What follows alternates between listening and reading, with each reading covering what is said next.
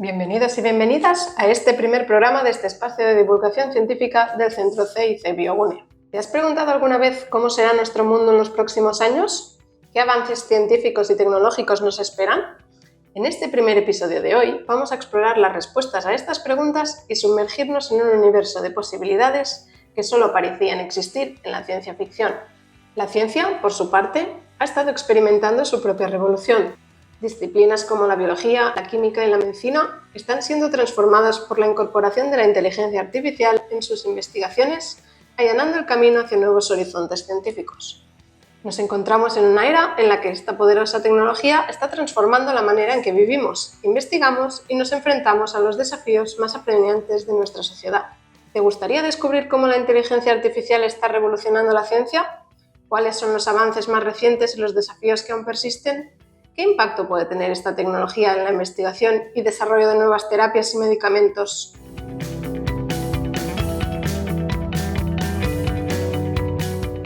Hoy buscamos la respuesta a estas preguntas con Gonzalo Jiménez Osés, investigador Ikerbasque y líder del grupo de química computacional en el Centro CIC Biogune. Bienvenido, Gonzalo. Para empezar, ¿podrías darnos un poquito una visión general de cómo se está integrando la inteligencia artificial en la ciencia?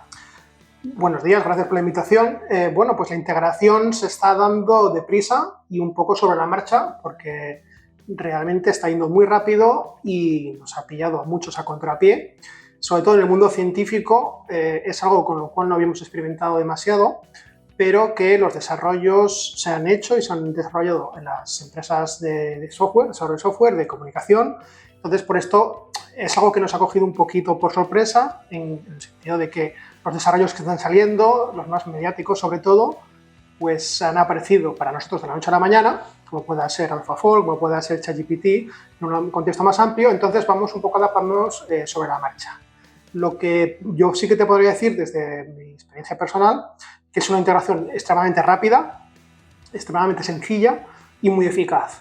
Es decir, en mi territorio, luego si quieres hablamos un poquito más, había unas curvas de aprendizaje una pendiente muy alta para los métodos que en nuestro campo llamaríamos basados en física para determinar determinadas propiedades de moléculas, y esto de hecho ha sido una barrera para los estudiantes, y esto es algo que de manera contraintuitiva quizás no estamos encontrando. Es decir, la adopción de estas tecnologías por su sencillez, quizás también porque son muy caja negra, luego si les hablamos de ello, permiten una adaptación extraordinariamente rápida. De hecho, en nuestro grupo estamos incorporando los últimos desarrollos semana a semana. Es decir, eso es algo que también ha cambiado mucho, en el sentido de que ya no tienes que esperarte años a que haya un nuevo lanzamiento de un programa, de una versión actualizada, sino que literalmente cada semana, cada mes van apareciendo versiones mejoradas o competidores de esos programas, y la adaptación es en tiempo real, literalmente es en tiempo real.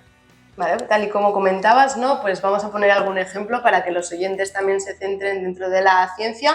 Tú eres líder de grupo del grupo de química computacional del Centro CIC Biogune, tal como hemos dicho, y un poco pues podrías contarnos específicamente, ¿no?, en qué se basa vuestra investigación y cómo se ha aplicado esta tecnología en vuestro campo. Nuestra investigación es multidisciplinar y bastante amplia, en el sentido de que, basándonos de manera troncal en la simulación por ordenador de procesos químicos y biológicos, dijéramos que abarcamos el estudio de un ámbito muy amplio de distintos fenómenos, desde la química más, entre comillas, sencilla en cuanto a complejidad del sistema, a procesos biológicos un poco más complicados, ¿no? Entonces, nosotros, por definición, usamos ordenadores para nuestro trabajo. También hacemos parte experimental en el laboratorio. De hecho, ahora te contaré cómo estas herramientas de inteligencia artificial han sido instrumentales para que demos ese paso, pero nuestra investigación se basa en simulación por ordenador. Por lo tanto, para nosotros ha sido entre natural y obligatorio el ir incorporando estas herramientas. Entonces, hay un punto en el tiempo que para nosotros ha sido, para la ciencia, una revolución, que fue la aparición de un programa de lo que se llama una red neuronal, concretamente, para la predicción de estructura de proteínas, que era un problema para el cual había aproximaciones, pero que no se consideraba solucionado debido a la enorme complejidad. Bueno, pues con esta red neuronal extremadamente potente, ese problema se puede considerar en gran parte resuelto. ¿Vale? Este programa se llama AlphaFold. AlphaFold nosotros lo usamos a día de hoy para todo, absolutamente para todo, para tareas que incluso no son las canónicas, y lo bueno es que se están generando, fruto de la competitividad con otros grupos de investigación, herramientas y usos de AlphaFold, competidoras de AlphaFold y amigas de AlphaFold para prácticamente todo lo que hasta hace poco tiempo era terreno prácticamente vedado.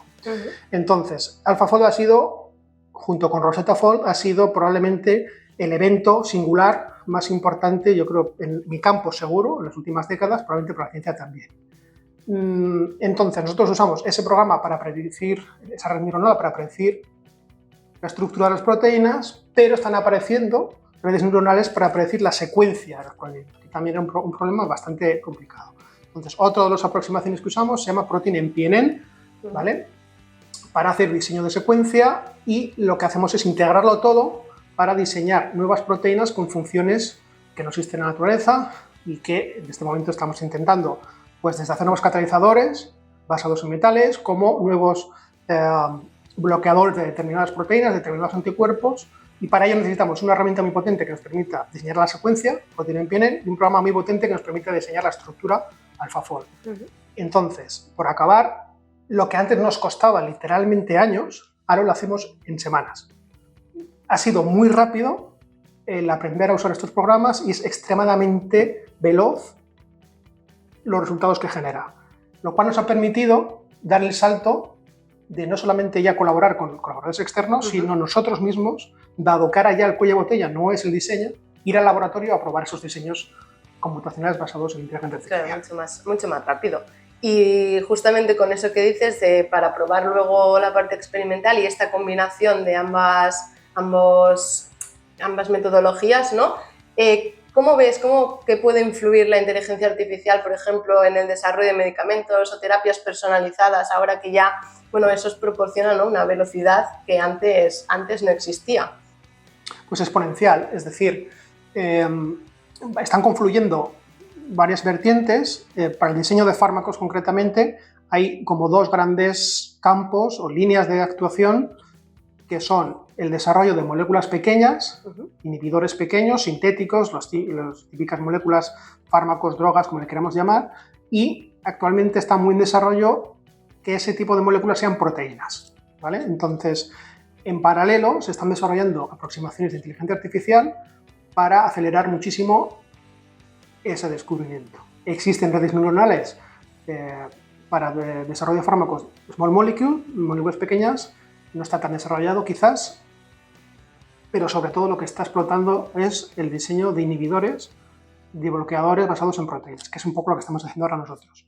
Y los resultados son espectaculares. ¿Por qué? Porque se ha aumentado la rapidez, órdenes de magnitud, y además la exactitud. Es decir, no solamente son más rápidos, sino son más fiables los diseños. Por lo tanto, no sé lo que va a pasar porque estamos todos un poco expectantes, pero yo, por un lado, AlphaFold ya permite tener estructura de todas las proteínas del genoma, todas absolutamente, incluso de otros organismos. Por lo tanto, incluso con aproximaciones clásicas se va a poder diseñar fármacos contra dienas que antes no se conocían, y por otra parte se van a poder diseñar nuevos fármacos, proteicos o no, a la velocidad prácticamente de la luz, ¿no? Entonces, pues yo creo que en una década vamos a ver unos progresos en el desarrollo de fármacos espectaculares.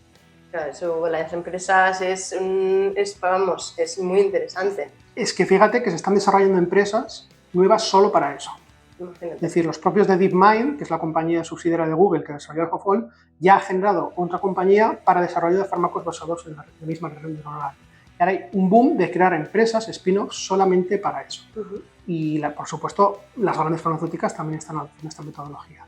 Nadie sabe muy bien qué va a pasar, porque como todo, es una tecnología muy potente y muy nueva, no sabemos cuántos falsos positivos va a haber, no sabemos si a lo mejor se crean unas esperanzas que no, pero claro, es muy prometedor. Ahora, eso es lo que el siguiente paso, ¿no? ¿Qué desafíos crees que aún nos enfrentamos con esta integración de esta tecnología en ciencia?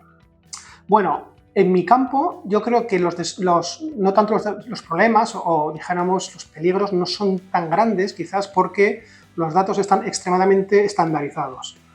Es decir, uno de los axiomas de la inteligencia artificial es garbage in, garbage out. Es decir, la calidad de los datos con lo cual entrenas una red neuronal te va a determinar el éxito o la fiabilidad de tu predicción, ¿vale? En nuestro campo eso está muy estandarizado, quiere decir, tú tienes una estructura muy concreta para los datos, en el sentido de que son datos estructurales, unas coordenadas cartesianas X y Z para las estructuras y unas secuencias de genes que se han secuenciado hace mucho tiempo y que están totalmente validadas en unas bases de datos extremadamente estandarizadas.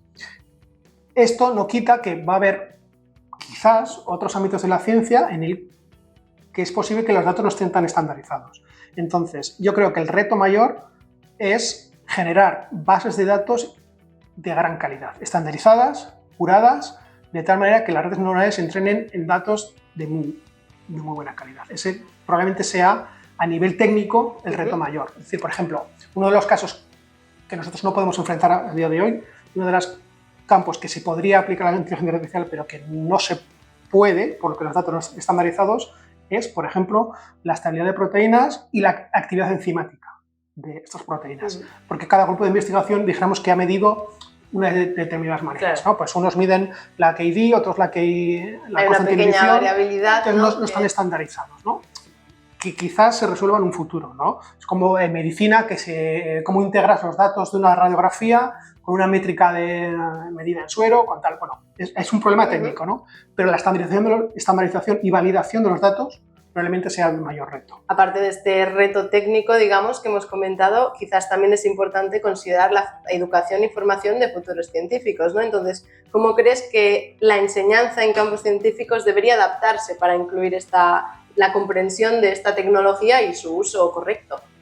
Bueno, es una necesidad y un reto, porque por un lado es un campo muy cambiante, en el sentido de que cada muy poquito tiempo van a salir nuevas tecnologías. Por ejemplo, una arquitectura en la que se basa gran parte de los desarrollos más notables, como puede ser ChatGPT, que es de los más conocidos, o AlphaFold, es la arquitectura de un transformer, que se llama, desarrollado por Google exclusivamente, y esto para nosotros es muy difícil de entender y va a ser superado dentro de unos meses o pocos años por otra tecnología nueva, ¿no? Entonces es un reto, porque por un lado no podemos entenderla a día de hoy, los químicos, físicos, médicos, biólogos, etcétera, pero podemos usarla. Entonces, dijéramos que creo que tiene que ir a dos velocidades. Desde los primeros años en la formación, en grado, incorporar troncalmente programación, fundamentalmente en el lenguaje Python, que es en lo que se está desarrollando toda esta nueva tecnología, es decir, programación en Python, y unos conocimientos muy sólidos, probablemente, no sé si desde el principio, pero un poquito más avanzado, de arquitecturas de redes neuronales. Y quizás de tratamiento de datos, estandarización de datos, etc. Entonces, de manera transversal, toda la gente que vaya a salir en el terreno científico tiene que saber esto. Ya nosotros hemos podido, en mi laboratorio, aplicar esas redes neuronales, ya te digo, metiendo una moneda y sacando un resultado, ¿no? No entendemos lo que está dentro, no lo podemos entender, es muy difícil. Sabemos de dónde vienen los datos y qué resultado vamos a tener, pero no entendemos tal. De tal manera que tienes poca capacidad de mejora. Por ejemplo, el reentreno de esa red neuronal. De los investigadores que saben manejar esas redes, saben que se puede, por ejemplo, un caso muy concreto, puedes reentrenar una red neuronal de proteína-pinen para que favorezca la expresión de proteínas solubles de membrana.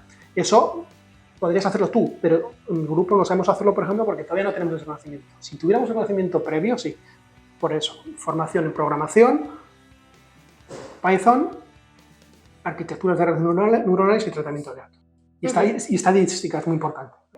Y bueno, hemos estado mencionando ya toda esta colaboración entre ciencia y lo que serían los sistemas de inteligencia artificial. Por último, ¿cómo imaginas que esta colaboración puede ser en un futuro y cómo podría influir en nuestra sociedad? Bueno, es que yo no me atrevo a hacer predicciones porque la realidad siempre nos sorprende.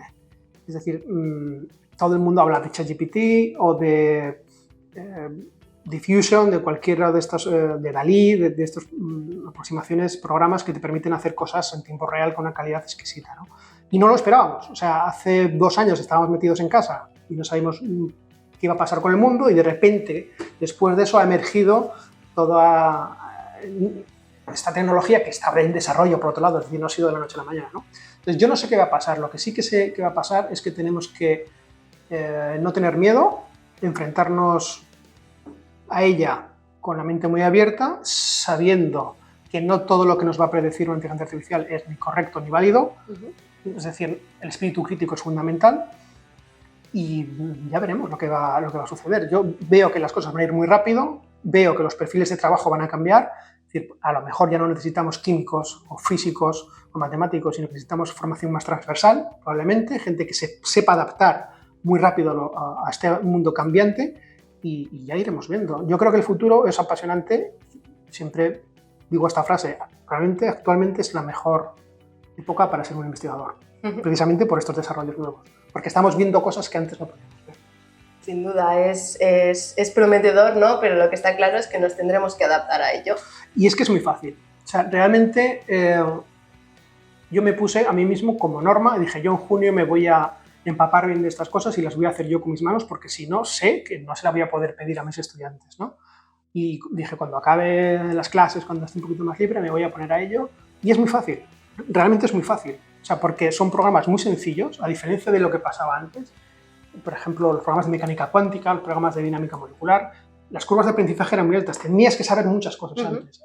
Realmente ahora todos son lo mismo, o sea, bien sea, yo qué sé, lenguajes naturales, bien sea un encoder-decoder, básicamente es una red que tú no la ves, no sabes lo que hay dentro, pero le pides una respuesta, hablas con ella, como ChatGPT, hablas con ella y él te da un resultado. O sea, es una dinámica muy sencilla, muy ¿no? sencilla, y nos muy requiere sencilla. Igual de otros conocimientos, de antiguos programas que igual necesitaban mucho más aprendizaje. Lo que no se ha de perder nunca es los conocimientos a nivel de concepto, es decir, de nada me sirve a mí que yo le pueda decir al oráculo, oye, diseña una proteína que tenga la mitad de la amina beta y la mitad del alfa hélice.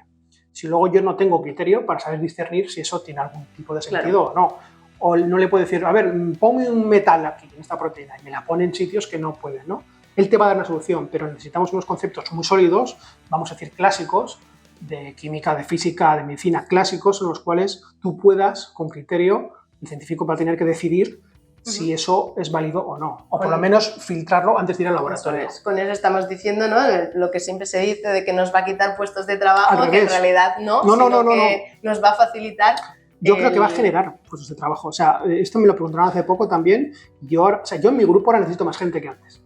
Porque ahora puedo llegar al laboratorio más rápido y dijéramos que no necesito tanto tiempo para llegar a un diseño candidato que a lo mejor lo tiene que hacer una persona. Probar o sea, ahora mismo en mi grupo, con una persona o dos que estén usando las inteligencias artificiales, el resto lo necesito para ir al laboratorio y probar rápido, ¿no? Por lo tanto, yo creo que va a generar unos nuevos perfiles, eso sí. La gente tiene que estar dispuesta a cambiar su mentalidad y su formación y enfrentarse a esto, pero creo que va a haber una gran demanda de trabajo.